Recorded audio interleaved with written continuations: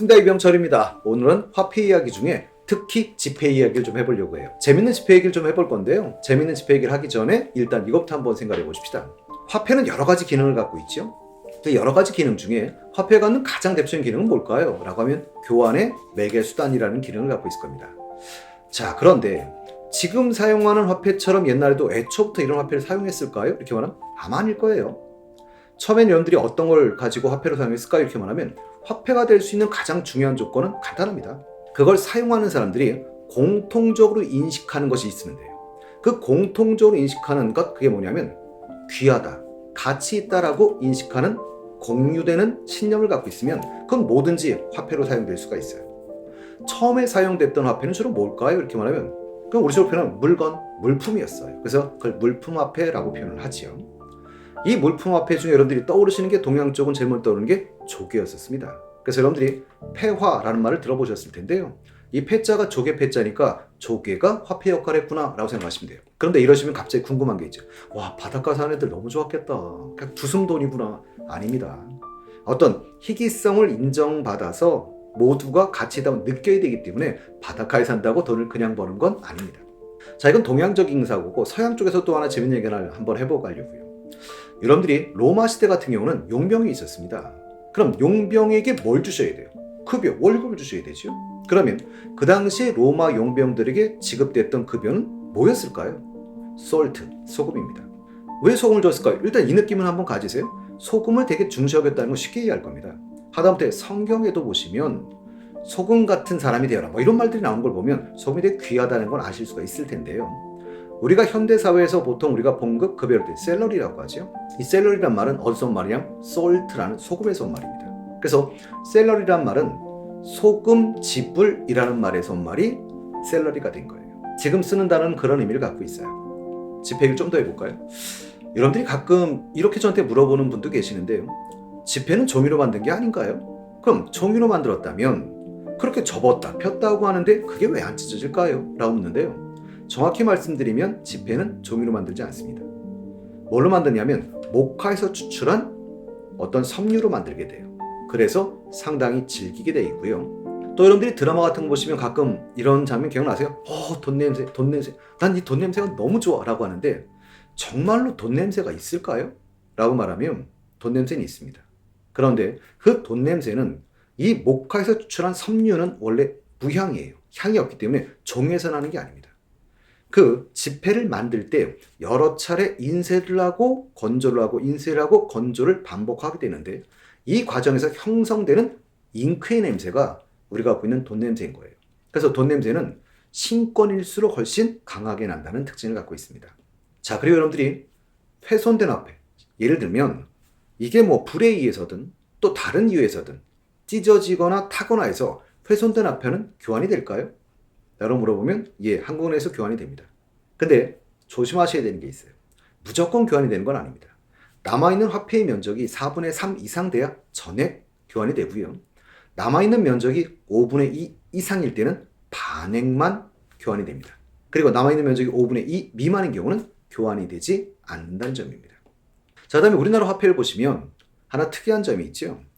이 초상들, 이 다 한쪽에 있어요. 중앙에 있지 않고 한쪽에 있는데 왜 한쪽에 있을까요? 라고 말하면 뭐 쉽게 표현할 땐 얼굴, 그리고 또 뭐 왕들이 들어와 있다는 다면 용안이라고 하지요. 이게 구겨지는 것, 이걸 막기 위해서 한쪽으로 밀어놨다고 하는데요. 1956년도 여러분들 500환짜리에 그 당시 대통령이었던 이승만 씨가 들어가 있었다고 하죠. 그런데 이승만 씨가 내 얼굴 어떻게 이렇게 마음대로 접을 수 있어? 라고 말해서 한쪽으로 밀리게 되었다고 합니다. 자, 여러분들은 지폐를 보시면서 이런 생각 한번 해보셨습니까? 아우, 이렇게 생기셨구나. 태계 이황은 이렇게 생기셨고 율곡이는 이렇게 생겼구나 라고 생각하실 텐데요. 실물은 그렇게 생기지 않았습니다. 왜? 본 사람이 지금 없지요. 그러니까 역사적인 기록들 속에 나타나 있는 특징들을 좀 살려서 그려놓은 것 뿐이지요. 실제로 그렇게 생겼는지는 아무도 모릅니다. 실제로 있었던 사건이 하나 있지요. 72년도에 여러분들이 율곡이 5,000원권입니다. 우리나라 그 당시 능력으로는 이 화폐를 찍어내는 원판을 만들 기술이 없었나 봐요. 그래서 영국에 의뢰를 해서 원판을 제작했는데 율곡이가 서구인처럼 생기신 거예요. 코가 오똑하시고 눈이 날카롭게 이렇게 그려진 겁니다.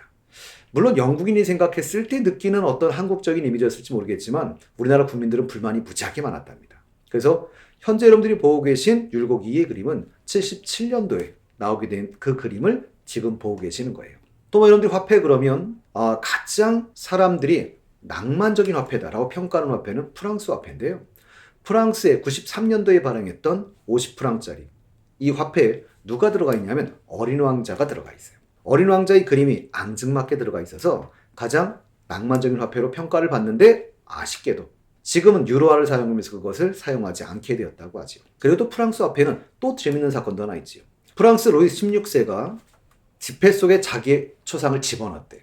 집어넣는데 뭐가 문제였냐면 도망을 치다가 마부의 분장을 하고 도망을 치고 있었는데 한 농부가 저 지폐 속에 있는 사람 아니야? 그래서 신골당해서 단두자의 이슬로 사라지게 된다고 합니다. 요즘 여러분들이 화폐 보시면 화폐 수집이 취미인 분들도 많이 계시고 그 취미를 토대로 돈을 가지고 돈을 버시는 분들도 계시는데요. 화폐를 수집한다라고 할 때 사실 가장 첫 번째 수집을 하는 경우는 고화폐지요.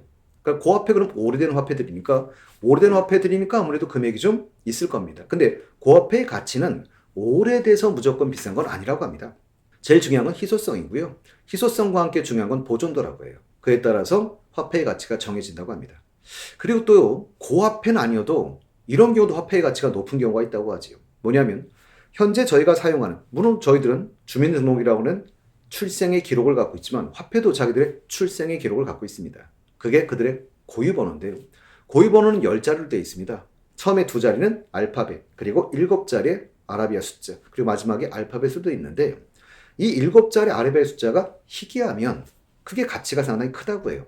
그래서 예를 든다면 7자리가 하나의 번호로 되어 있다. 1, 2, 3, 4, 5, 6, 7 뭐 이런 식으로. 그러니까 2, 3, 4, 5, 6, 7, 8 이런 식으로 되어 있어도 그렇고요. 또 하나 여러분들이 보시면 다 똑같은 숫자로 되어 있다. 1, 1, 1, 1, 1, 1 이런 식으로 2, 2, 2, 2 이런 식으로 되어 있어도 그렇고요. 또 하나 여러분들이 보시면 알겠지만 맨 앞자리를 빼고는 다 0으로 된 경우겠죠. 1, 0, 0, 0, 0, 0, 0 이런 식으로요. 또는 가운데 숫자를 중심으로 서로 대칭되게 배치가 된다거나 이런 경우라고 하는데 뭐 이건 외우려고 하실 거 없을 것 같으세요. 다만 이제 앞으로 우리가 돈을 사용할 때 한 번쯤 좀 일려번호를 보면서 좀 신경 써 보시다가 특이해 보이는데 그럼 못 빼놓으셨다면 나중에 확인하시면 되겠죠. 자, 여러분들이 보면 우리는 돈을 머니라고 합니다. 근데 돈을 머니라고 하는데 왜 머니라고 할까요? 자, 경고의 여신 윤호가 있는데요. 이 윤호의 다른 이름을 모네타라고 하죠. 이 모네타의 신전에서 실제로 돈을 찍어냈었다고 해요. 이 조폐청 같은 것이 대부분 이 모네타의 신전에 있었고 이 모네타에서 변형된 말이 머니라고 합니다. 그래서 지금도 대부분의 국가들이 중앙은행에 부속되어 있는 곳에서 대부분 화폐를 발행하게 되는데 이 화폐를 발행하는 곳에 가보시면 대부분 고대 서원 어떤 사당같이 이렇게 신전처럼 돼 있거나 중세 어떤 신전처럼 돼 있는 이런 모습을 대부분 갖추게 된다고 합니다. 자, 그리고 여러분들이 보시면 미국 돈이죠. 미국 돈을 우리가 달러라고 하는데요. 왜 미국 돈을 달러라고 할까요? 이 달러란 말은 골짜기란 말에서 온 말이라고 하는데요. 자, 1516년 체코에 아주 순도가 높은 은광이 발견된다고 해요. 그러면서부터 많은 사람들이 은을 채취하기 위해서 이곳에 모여서 하나의 촌락을 형성하게 되고 그 동네를 그냥 뭐라 불렀냐면 골짜기 이렇게 불렀대요. 그래서 다스탈이라고 불렀다고 합니다.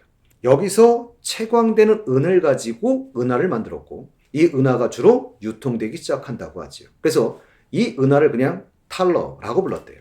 탈러라고 부르다가 음운이 변형이 돼서 달러가 되었다라고 합니다. 자, 근데 여기 또 연계되는 또 하나 궁금한 게 있지요. 그러면 미국 돈은 달러인데 표기를 할 때 그럼 달러니까 D라고 해야 되지 않을까요?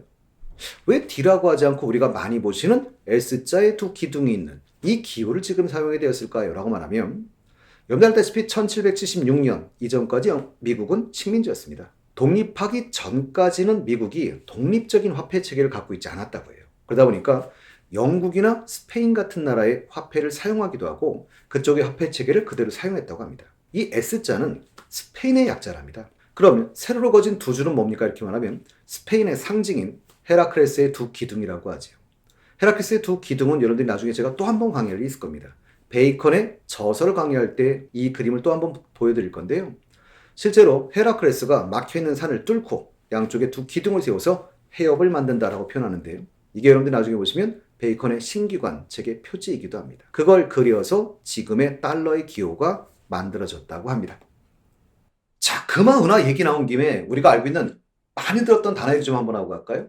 옛날엔 그럼 금화나 은화를 사용했다. 그럼 금화나 은화를 사용한다는 건 순도 100%의 금, 순도 100%의 은은 아닐 겁니다. 이 금화나 은화의 금의 함량, 은의 함량이 어떻게 되냐에 따라서 순도가 좀 달라지게 될 텐데요. 이 금화나 은혜를 발행할 때 그 국가의 어떤 재정 상태가 좀 어려우면 순도가 좀 떨어졌었나 봐. 순도가 떨어지다 보니까 실제로 어떤 일이 발생하냐면 순도가 아주 높은 금화와 순도가 아주 낮은 금화가 함께 통용되기 시작했답니다. 그러다 보니까 어떤 문제가 발생하죠? 그러면 이런 일이 발생하죠. 남한테 돈을 줄 때는 순도가 높은 돈을 주시겠어요? 순도가 낮은 돈을 주시겠어요? 당연히 남한테 줄 때는 순도가 낮은 돈을 주게 되고 순도가 높은 돈은 자기가 잡고 금고에 넣어놓게 되는 거죠. 그러니까 유통되는 화폐들은 대부분 순도가 낮은. 그럼 순도가 낮다? 오리지널 표현하시면요. 나쁜 돈, 한자로는 악화라고 하죠. 순도가 높은 돈은요. 그건 좋은 돈, 양화라고 하는데 그라삼이라고 하는 사람이 악화가 양화를 구축한다. 그러니까 악화가 나쁜 돈이 좋은 돈을 밀어내게 된다라고 해서 그걸 그라삼의 법칙이라고 하죠. 이거 우리 생활 속에서도 좀 찾아보기 쉬운 얘기입니다. 여러분들이 실제로 우리만 딱 놓고 한번 해볼까요? 그 시대랑 좀 다른 얘기지만 돈이 여러분들이 신권과 국권이 있으시면 남한테 줄 때는 뭐 먼저 주세요? 대부분 국권 막 구겨지고 막 안 좋은 돈만 주고 신권은 자꾸 지갑에 갖고 있으려고 하지요.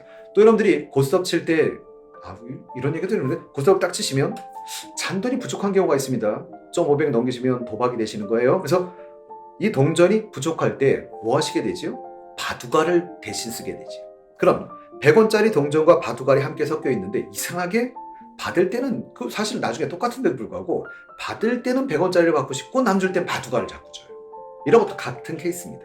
이러다가 나중엔 그냥 나쁜 것이 좋은 것의 자리를 빼앗아 버리는 현상을 우리 그냥 사회학적 용어로 그냥 그라삼의 법칙이 적용된다라는 말을 쓰시게 되죠. 자, 그리고 이런 생각도 한번 해볼까요? 근데 왜 동전은 다 동그랄까요? 라고 하면 물론 결론 먼저 말씀드리면 대부분이 동그랗지 반드시 동그랗지는 않아요. 그래서 사각이나 칠각, 팔각의 형태를 사용하는 것도 있는데 동전이 동그란 이유는 일단 동양 쪽에선 최초의 통일제국이었던 진시황, 이 시황제의 우주관 때문이었는데요. 하늘은 동그랗고 땅은 네모지다고 생각을 해서 화폐를 발행할 때 바깥쪽은 동그랗게 안에는 네모나게 파내게 됐던 거죠. 동그란 돈을 동에서 주로 사용하게 된 것이고 서양은 이거보다 좀 단순하다고 그래요. 이 동그란 동전이 서로 부딪히는 게 덜해서 마모가 덜 된답니다. 그래서 주로 동그란 동전을 사용하게 되었다라고 얘기를 해요. 또 이제 이런 궁금증도 한번 해볼까요?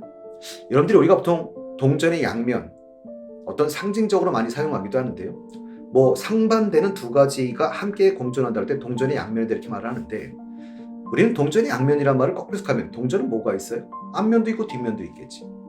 어디가 동전의 앞면일까요? 동전의 앞면은 그림이 그려진 쪽이 동전의 앞면인 겁니다. 10원짜리라면 다보탑이 있는 쪽이 동전의 앞면이 되시는 거예요. 50원짜리라면 별이삭이 있는 쪽이 동전의 앞면이 되는 것이죠. 자, 그 다음에 여러분들이 이것도 한번 이해해볼까요? 궁금하시면 한번 실제로 보세요. 우리나라 동전을 보시면 이렇게 앞에 뭐 숫자가 서진 부분이든 여러분들이 그림이 그려진 쪽이든 본 다음에 동전 이렇게 돌려보시면 위아래가 반대로 되어 있습니다. 위아래가 반대로 되어 있다. 그렇다면 대부분의 국가들이 위아래가 반대로 되어 있나요? 실제로 선진국 32개국을 조사해보니까 그중에 23개국이 위아래 같은 쪽으로 되어 있답니다. 그러니까 우리나라는 오히려 적은 쪽에 해당이 되는 거죠. 위아래가 반대로 되어 있는 이유, 그 이유는 우리나라 최초로 화폐를 발행했을 때 마찬가지로 그 당시로는 기술이 없었나 봐요. 그래서 미국의 필라델피아 조폐청에다가 그 주화 제작을 의뢰했었답니다. 그때부터 이게 반대로 돼 있었대요. 그래서 한국은행도 너무 궁금해서 이걸 필라델피아 조폐청에다가 의뢰를 했답니다. 왜 위아래가 반대로 돼 있습니까? 조폐청의 대답! 잘 모른답니다. 그렇게 만들어져서 우리나라는 지금 위아래가 반대로 돼 있습니다.